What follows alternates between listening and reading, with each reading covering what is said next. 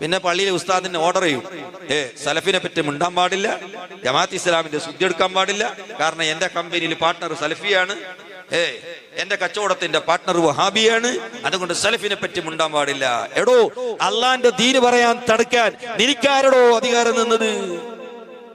ഖതീബിന് ദീന് പറയാൻ അധികാരമുണ്ട്. ഖതീബ് ദീന് പറയാനുള്ള ആളാ. അത് നിശ്ചയിക്കേണ്ട ആള് കമ്മിറ്റിയല്ല, പ്രസിഡന്റ് അല്ല.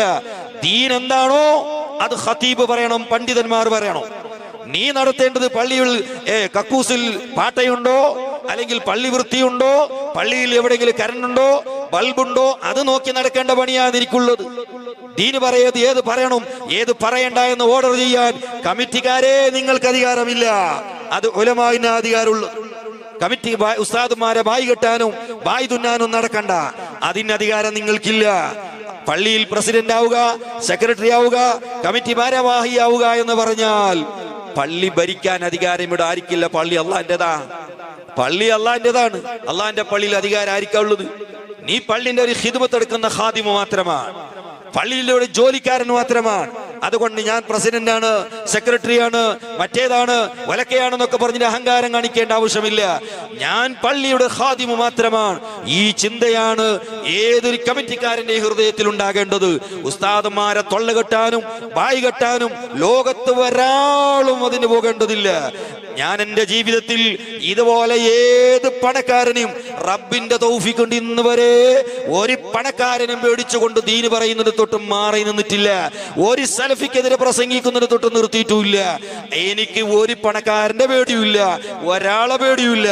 കാരണം ആരുടെ ചെലവ് കൊണ്ട് നടക്കുന്ന ആളല്ല ഞാൻ, ഒരാളുടെ 5 പൈസ വാങ്ങിയിട്ട് നടക്കുന്ന ആളുമല്ല ഞാൻ. എനിക്ക് ഒരു പണക്കാരന്റെയും ഭിക്ഷ വേണ്ടി നടക്കേണ്ട ഗതികേട് റബ്ബ് ഇതുവരെ തന്നിട്ടുമില്ല.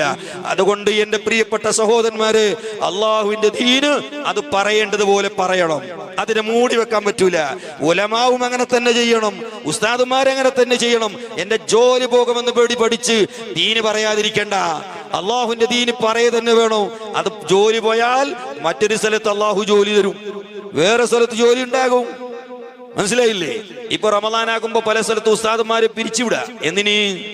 അയാള് മറ്റേത് പറഞ്ഞു, ഇത് പറഞ്ഞു. ഞാനൊരു കാര്യം ഓർമ്മപ്പെടുത്തുകയാണ് എന്റെ പ്രിയപ്പെട്ട സുഹൃത്തുക്കളെ. അള്ളാഹുവിന്റെ പള്ളികളിൽ ഉസ്താദുമാരെ അനാവശ്യമായി പിരിച്ചുവിടുന്ന ചില ഫിത്ന ഉണ്ടാക്കുന്ന ചില ആളുകളുണ്ട്. അവർക്ക് അതിന്റെ ശാപങ്ങൾ അവർക്കോ അവരെ കുടുംബത്തിനും അതിന്റെ ശാപം തട്ടാതിരിക്കാറില്ല. അനുഭവമാണത്. ഒരാളുടെ കണ്ണിൽ വേദന ഉണ്ടാക്കി, കണ്ണുനീര് വരുത്തി, മനസ്സ് വേദനിപ്പിച്ചുകൊണ്ട് അനാവശ്യമായ ഉസ്താദിന് ദീന് പറഞ്ഞതിന്റെ പേരിൽ പിരിച്ചുവിട്ടാൽ നിന്നെ കെട്ടിടാൻ റബ്ബുണ്ട് എന്ന കാര്യം നീ മറക്കണ്ട. നിന്റെ അധികാരത്തിന്റെ പവർ കൊണ്ടോ നിന്റെ പൈസന്റെ പവർ കൊണ്ടോ ഉസ്താദിനെ പിരിച്ചുവിടാം, ഉസ്താദിനെ കെട്ടിയിടാം. പക്ഷേ റബ്ബിനെ കെട്ടിടാൻ നിന്നെ കൊണ്ട് കഴിയില്ല. അത് നീ ഓർത്തോ. നിന്റെ പണം കൊണ്ട് പാവപ്പെട്ട ഉസ്താദിനെ, ഒരു 10,000 ഉറുപ്പിക ശമ്പളത്തിന് ജോലി ചെയ്യുന്ന പാവപ്പെട്ട ഉസ്താദിനെ കെട്ടിടാൻ നിന്നെ കൊണ്ട് കഴിയുമെങ്കിൽ റബ്ബിനെ കെട്ടിടാൻ നിന്നെ കൊണ്ട് കഴിയില്ലല്ലോ. നിന്നെ തന്നെ റബ്ബ് കെട്ടിയിടും. ഈ ഓർമ്മ നിനക്കുണ്ടാകണം. ഞാൻ ഓർമ്മപ്പെടുത്തുന്നത്, അള്ളാഹുവിന്റെ ദീന് പറയുന്നതിന് തൊട്ട്, സുന്നത്ത് ജമാഅത്ത് പറയുന്നതിന് തൊട്ട് ഒരാളും ഒരാളെയും തടുക്കണ്ട. അള്ളാഹുവിന്റെ ദീന് പറയട്ടെ, അത് ദീനുള്ളതാണ്, ദീനുള്ളത് പറയണം, അത് ജനങ്ങൾക്ക് എത്തിച്ചു കൊടുക്കണം. അപ്പോഴേ അവരവരെ ഉത്തരവാദിത്വം നിർവഹിച്ചരാവുകയുള്ളൂ. അതുപോലെ തന്നെ ഉസ്താദുമാർ, ഞാൻ പറഞ്ഞല്ലോ, ഭക്ഷണത്തിനെ പേടിച്ചോ, പണത്തിനെ കൊതിച്ചോ, പണക്കാരനെ കൊതിച്ചോ, ആചാരന്റെ പൈസനെ കൊതിച്ചോ, ദീന് പറയുന്നത് തൊട്ട് മാറി നിൽക്കാനും പാടില്ല. അള്ളാഹുവിന്റെ ദീന് പറയണം. ആചാരിൽ നിന്ന് കിട്ടുന്ന ഒരു 10,000 ഉറുപ്പിക, അല്ലെങ്കിൽ ഒരു നക്കാപിച്ചകൾ 500 രൂപ കിട്ടും റമദാനാകുമ്പോ, അത് കിട്ടാതെയായി പോകുന്നു പേടിച്ച് അള്ളാഹിന്റെ ദീന് പറയാതിരിക്കണ്ട. അയാൾ 500 കിട്ടിയില്ലെങ്കിൽ മറ്റൊരു ഭാഗത്ത് 5,000 രൂപ കിട്ടും. ആ വിശ്വാസം, ആ തവക്കുൽ വേണം ഉസ്താദുമാർ. അതുകൊണ്ട് എന്റെ പ്രിയപ്പെട്ട സുഹൃത്തുക്കളെ, അള്ളാഹുവിന്റെ ദീന് അത് പരിശുദ്ധമായ അഹ്ലുസുന്നത്ത് വൽ ജമാഅത്ത് മാത്രമാണ്.